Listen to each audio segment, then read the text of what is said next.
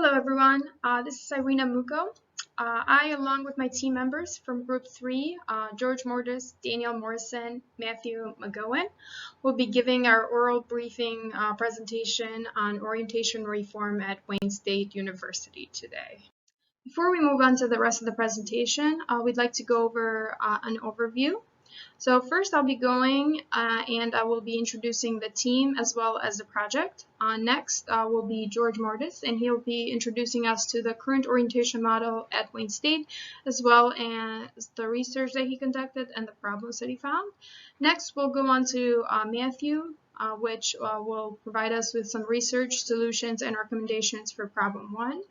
Then we'll move over to Daniel Morrison with some research, solutions, and recommendations for problem 2. And then I'll end the presentation with some team management that we're conducting, as well as the conclusion. Our team consists of 4 members, myself, Irena Muco, with a civil engineering background as a project manager, George Mourtos and Matthew McGowan with a computer science background as researcher 1 and 2, and then Daniel Morrison with a mechanical engineering background as researcher 3. First, we'd like to introduce you to the project. We chose this project because all of us in the group, we felt like that we'd experienced some issues with orientation at Wayne State. George will go more into detail about that. But the main purpose of this project is to inform Wayne State students and administration of the current orientation system and provide solutions for the issues it faces. As far as our audience go, the stakeholders are all incoming students to Wayne State. Our primary audience would be President of Wayne State, Mr. Roy Wilson. And then the secondary audience would be the Wayne State orientation leaders, John, Kaylee, Ala, and Nadir. Up next, we have George Mourtos with the current orientation model. Hello, I'm George Mourtos. I'm going to be going over the current orientation model at Wayne State.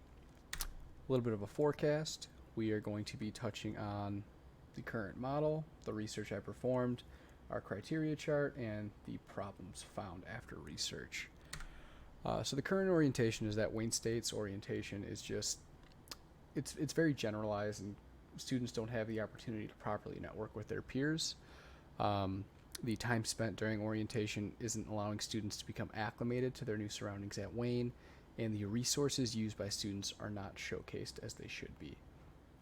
Now, to the right, you'll actually see a graph pulled from a survey I conducted, asking if students were acclimated after orientation, and it's a 50-50 split. Kids just weren't comfortable enough with their new surroundings after orientation, and that is something that we need to change. So, primary research that was conducted, 2 questions were asked. The first being, how was your experience with orientation at Wayne State? This is where the survey came into play. I created a Google Forms survey, sent it out to students, 22 responses across the board. The most daunting thing being that 50% of the people who took the survey were not comfortable yet, weren't acclimated to Wayne State after their orientation experience. And the second question was, would networking with peers in a similar major have assisted your transition to Wayne State? To do this, or to research this, I conducted a personal interview with Mihaly Aronis, who's now a second year studying environmental engineering. I had asked questions pertaining to, had he had the opportunity to work with peers in his major group and in the School of Engineering, if his first year at Wayne State would have been easier, and if he would have been able to get more comfortable with his new surroundings, and overall he would have liked to see an opportunity like that to work with students in his discourse community. Secondary research, again, 2 questions were asked, questions 3 and 4.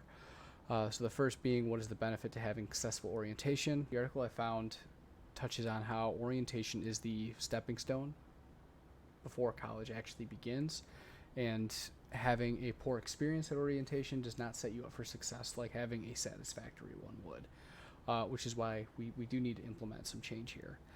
Question 4 being, what are the benefits to networking with your peers? This looks less at orientation and more at networking itself in the professional community. This article touched on the fact that it is a skill used in the day-to-day lives of professionals everywhere. You can learn new skill sets. understand your community better, what you can do to improve yourself as well as those around you. And that is a skill that needs to be carried with you every day. Here's our criteria chart for this. The problem being that we needed to gather information from the student body and determine how change needs to be implemented. 3 criteria needed to be met. The first being student involvement and satisfaction levels increase. We do not raise cost to the university, and student comfort with their new surroundings gets increased. There are 3 options here. Option A being we implement a new form of orientation that's less generalized, giving students the opportunity to network with their peers in their major or in their school. B being we need to showcase more student resources during tours. And C, keeping it the same, which is just off the table. So we recommend pairing A and B. Overall, to touch on that again, we believe that implementing a new orientation, allowing students to network with those in their major, will increase their comfort levels and teach them the skills they need to properly network with their peers, and ensure orientation groups are showcasing the fantastic resources we have at Wayne State, again, to increase their comfort level. To conclude, orientation is too generalized. That's our first problem. And problem 2 is that students are not introduced to all the resources Wayne State has to offer. Now we're going to move on to Matthew, who is going to be touching on problem 1 about it being too generalized. Hello everybody, my name is Matthew McGowan and I'm a computer science major at Wayne State University. And one of the problems that we have with orientation is that it is too generalized, meaning that there are too many general resources being provided to students and not enough specific ones. So we'll be looking at the background of orientation, like where it stands today. We'll be looking at the research I conducted, a criteria chart I created, and what I ultimately recommend to fix the problem. So currently, Wayne State University's orientation is held in big groups of students, and those students all share different majors.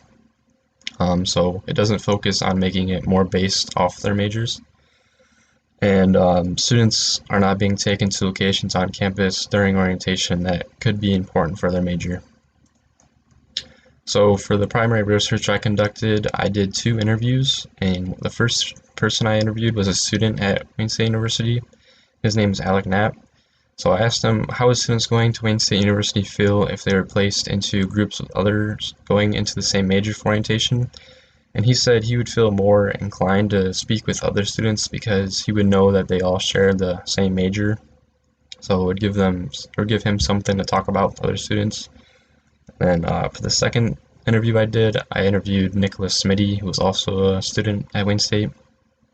And I asked him, has orientation at Wayne State University helped students with getting to know specific places that they would need to go to for their major?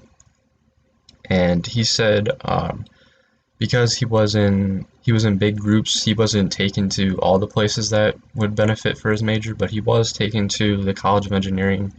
But he would have liked to have been able to go to other areas like where the computer labs are and such. And then for my secondary research I conducted, I asked, how does separating students into groups based on their major benefit students? And I found that at the University of Minnesota, biology students that majored in biology, since they were in small groups and all shared the same major, they were allowed to go to another place on campus and meet with other biology students who have already been there for a couple of years. So they got to meet with them and talk with them, learn more about the major, and that was nice. And then for the second thing I asked, does having small groups of people at orientation who all share the same major, including tour guides, make students feel more welcome to making acquaintances? And I found that students were they're more inclined to ask their tour guides about their major because they shared the same major. So it made the collaboration with the tour guide a little bit more convenient for them. So for my criteria chart, there was a few criterias, which were an increase in student satisfaction with orientation, better interactions for students, and then the ease of implementation. My options were dividing students up into small groups based on their major. And then option 2 is having tour guides associated with the same major as the students in a small group. And option 3 was having big groups of students that all share random majors, which is doing the same as doing nothing, because that's how it already is. And so the recommended solution is A. So ultimately, option A is the best because it allows students to meet with others that share the same major and be in small groups. Option B was nice too, but it would be a little bit more hard to find tour guides that share that same major. There just might not be enough, and so that would be hard. And then option C wouldn't be the best because that's kind of how it is now, and it just isn't a very good way to help students it doesn't give them a good start for their major at orientation. And so now I'm gonna give your direction to Daniel Morrison. Thank you, Matthew. My name is Daniel Morrison, and I will be presenting the second problem to our research. I'll start by giving a little bit of background on the problem, what it is, as well as a research plan with two primary sources and two secondary sources. I will present a criteria chart with 3 criteria that should be met at orientation, as well as 3 options to help meet those criteria. And I will finish with a recommendation and a conclusion. So the background includes our research question: how can Wayne State's administration team inform all incoming freshmen and transfer students of the many campus resources during orientation? This is obviously lacking at orientation: in-depth tours and information of these resources, such as the health center and other things. So the primary sources that I gave were both interviews with Wayne State University students. One was a transfer student, Nadia, and the other is an incoming freshman now, Daniel. Daniel's was different because he was online and had many things that were lacking in his orientation, as Nadia was disappointed that she couldn't see these different resources that were on campus. But there are 2 questions provided. And the secondary sources, I looked at 2 different articles that directly showed a correlation between orientation and student success. And when these resources are presented at orientation, it makes students' lives a lot easier. So these different questions involve orientation. Do they truly make a difference in students' lives? And it is shown that they do. So the criteria chart that we came up with stated the main problem and listed criteria, which included more information needs to be said at orientation, as well as tours to these different locations, and even introduce ways to improve student success through these resources cost effectively. So do a little hands-on work there. We concluded that the best solution out of the 3 provided was option A, was to call in members from different clubs, fitness centers, and health centers to provide more information to students before and after orientation, along with speaking to the incoming class with an optional tour. B included Zoom meetings, and it was probably second best, with providing more information, obviously, but less hands-on. And C was to continue to run orientation the same way, providing a small amount of extra information to incoming freshmen and transfer students, and that would be the worst option, just because, some information is not the best. So we wrap up with our recommendation and conclusion. Obviously, option A, by bringing in members and students that have used these campus resources to explain to other students in depth and provide even optional tours at the end of orientation, was the most cost-effective and informational way for students to learn more about student resources at orientation.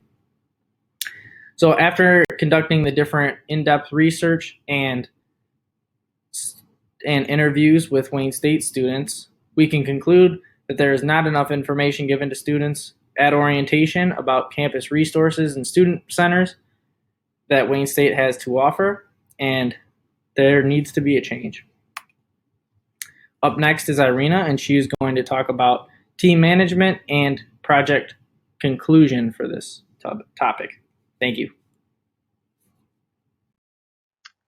Hi, Irena again. So before I go over onto how we managed our team, I'd like to go over an overview. So first we'll go over our team charter, which outlines the goals, main goals, and how to resolve conflict. Then we'll go over the timeline, and then go over the conclusion of the project, and then take any questions that you might have. So first we'll go over the team charter. In the team charter, we included broad, personal, and measurable team goals. These all helped us see the big picture personally as well as a group in this project. We also highlighted individual commitment. This will help us keep accountable. So some other points that we included in our team charter is team members' concerns, a conflict, a resolution, missed deadlines, and acceptable work and critiquing. We all wrote down how we would solve all these problems, and I think this will help us make the best project possible. Here we have our timeline. The first main thing that you need to notice from this timeline is we have a weekly meeting each Saturday after teaching sessions. I think this will keep us accountable and see if we have any problems. The second is that we have something due every 3 to 4 days, and this will help the project move along very smoothly. To conclude this presentation, we are going over the main 3 points from this presentation. The first one being that there is a problem at Wayne State orientation. This was decided by the students as well as the research that we conducted. The first main problem is that the orientation is too generalized. This could be solved by dividing orientation into smaller groups. And then the second problem being that the core resource programs are not introduced to all the students, the incoming students when they attend orientation. And this can be resolved by having club members from core resource programs attend Wayne State orientation. So these are our solutions, and we ask that you let us continue with this project, and so we can do further research and provide the best solutions for you. Does anyone have any questions?